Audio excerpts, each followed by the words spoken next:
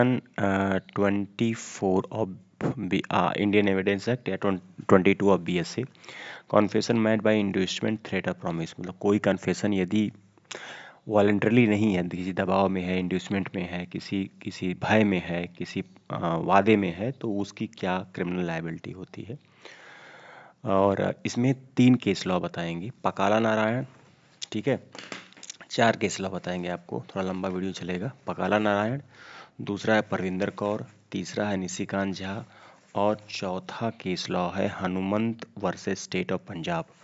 ये 4 case law बताएंगे, ये सेक्शन बताएंगे और ये बताने की कोशिश करेंगे कि what is difference between admission and confession, और कौन सी कॉन्फेशन एक्सेप्टेबल होगी, कौन सी कॉन्फेशन एक्सेप्टेबल नहीं होगी with according to supreme court.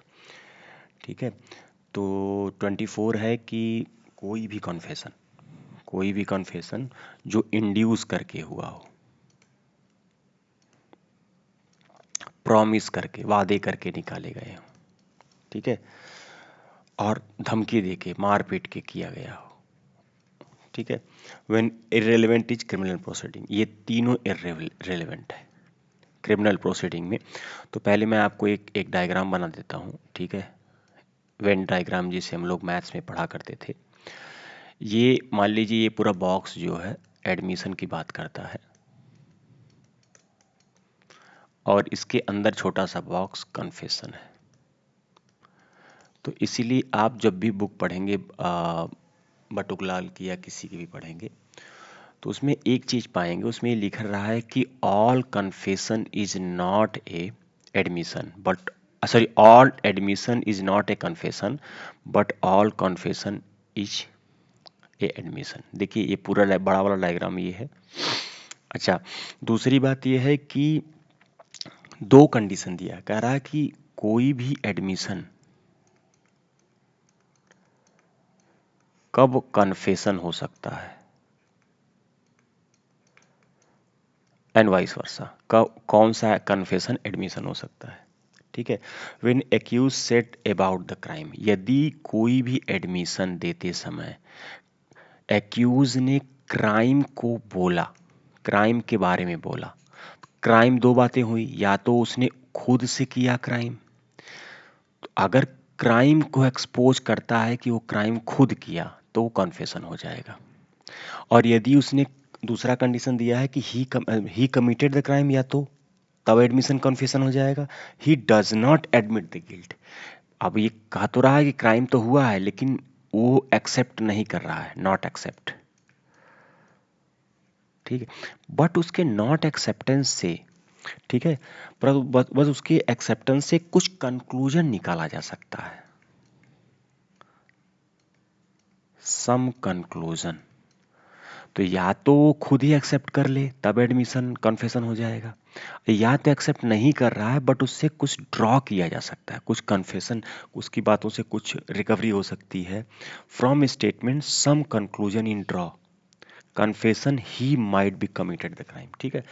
तो भी इस ये जो सेकेंड वाला पार्ट है ये भी कन्फेशन में कन्वर्ट हो जाएगा, ठीक है। तो ये अभी तक हम देखें what is confession, what is admission. और देखिए इस सेक्शन में बहुत कुछ है नहीं, लेकिन बट केस लॉ से आप समझने की कोशिश करेंगे। पकाला नारायण स्वामी वर्सेस इम्परर है और इससे अच्छा निशिकांत झा है, हनुमंत वाला भी केस है, वो भी मैं आपको बताऊंगा, ठीक है। तो पहला केस लॉ चलते हैं, ठीक है। पहला केस लॉ है परविंदर कौर वर्सेस निशिकांत झा। परविंदर कौर वर्सेस निशिकांत झा, ये केस है 1952 का। इसमें क्या होता है कि ये पति पत्नी होते हैं, ठीक है। कौर चूंकि एक्यूज है इसलिए इधर लिख देता हूँ, अरे एक्यूज नहीं, ये विक्टिम है, और नहीं सॉरी एक्यूज है, और इसको मैं लिख देता हूँ, आपका झा को लिख देता हूँ। ये दोनों लव मैरिज करते हैं, लेकिन इसके फादर जो है इस मैरिज के खुश नहीं रहते हैं। कुछ दिन रहने के बाद ये दोनों अलग अलग हो जाते हैं, ठीक है। और इस झा का एक निशिकांत झा का जो है एक दोस्त होता है, फ्रेंड। ठीक है। ये फ्रेंड क्या करता है, ये इससे कहता है, इसको फोटोग्राफी का शौक होता है, तो फोटोग्राफी को जो पहले नेगेटिव नहीं आती थी उसको ड्राई करने के लिए एक केमिकल आता था। तो ये निशिकांत झा कहता है कि मुझे वो केमिकल चाहिए क्योंकि मुझे फोटोग्राफी का शौक है। ये बड़ी मुश्किल से उस फोटोग्राफी के केमिकल को लेके आता है और निशिकांत झा को दे देता है। वो उस केमिकल को ये कौर को दे देता है और वो कौर उस उसको क्या कहते हैं, केमिकल को मेडिसिन की रैक में रख देता है। मेडिसिन की रैक अलमीरा में उसको प्लेस कर देती है। इसको पेट की समस्या होती है, ठीक है। ये हमेशा पेट के मतलब स्टोमच पेन से परेशान रहता है और एक दिन इसको स्टोमच पेन हो रहा होता है, ये उसी में से अलमीरा से वो दवा उठाता है और ले लेता है और डाई। ठीक है। अभी डाई होता है तो कौर क्या करती है, कौर इस फ्रेंड को बुलाती है, कहती कि या तो देखो ऐसी ऐसी बात हुई है, या तो आप तो मेरी मदद करो या तो मैं भी मर जाऊंगी। ये लोग क्या करते हैं कि उसको एक बॉक्स में ले जाते हैं, लेते हैं और गांव के बाहर एक वेल में फेंक देते हैं। ठीक है, वेल में फेंक देते हैं तो वेल में सड़न पैदा होने लगती है। ठीक है, गांव का मुखिया फिर पुलिस को बुलाता है और फिर मैटर खुल जाता है। ठीक है। तो अब स्टेटमेंट क्या देती है, अब स्टेटमेंट का समय होता है। अब स्टेटमेंट पुलिस के सामने देती है कौर। कौर कहती है कि जो अलमीरा में I place that medicine in same अलमीरा बाई मिस्टेक टुक द, ठीक है, कि मैंने उस अलमीरा में बाई मिस्टेक वो रख दिया था। ठीक। और बाई मिस्टेक रख दिया था। दो बातें, एक तो मिस्टेक की बात की है और दूसरा ये बात की है कि ठीक है बॉडी को मैंने डिस्पोज किया है, मतलब एविडेंस मिटाने की कोशिश की है। तो एविडेंस मिटाने का सेक्शन 1 आईपीसी में 201 होता था और मिस्टेक से मर्डर हुआ है चूंकि, तो 302 लगता है। तो इन दोनों को दो बातों के लिए ट्रायल किया जाता है। बहुत ध्यान से सुनिएगा। तो अब इसका दोस्त तो भाग जाता है, ठीक है, वो भाग जाता है, उसका पता नहीं चलता है कभी। तो हाई कोर्ट कहता है कि no direct evidence, only circumstantial evidence है। ठीक है। तो हाई कोर्ट क्या करती है इस मैटर में, हाई कोर्ट कहती है कि चूंकि मर्डर का कोई डायरेक्ट एविडेंस नहीं है, नो डायरेक्ट एविडेंस,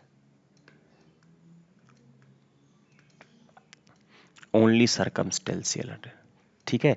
तो हाई कोर्ट केवल और केवल 201 एविडेंस मिटाने के लिए इसको दोषी मानती है।